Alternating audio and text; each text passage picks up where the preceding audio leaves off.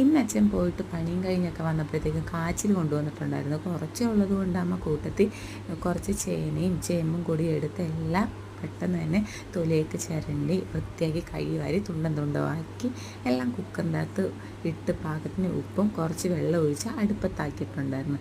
അത് വേകുന്ന സമയം കൊണ്ട് നമുക്ക് നല്ല ചമ്മന്തി ഉണ്ടാക്കേണ്ട ഇതിൻ്റെ കൂടെ കഴിക്കാനായിട്ട്.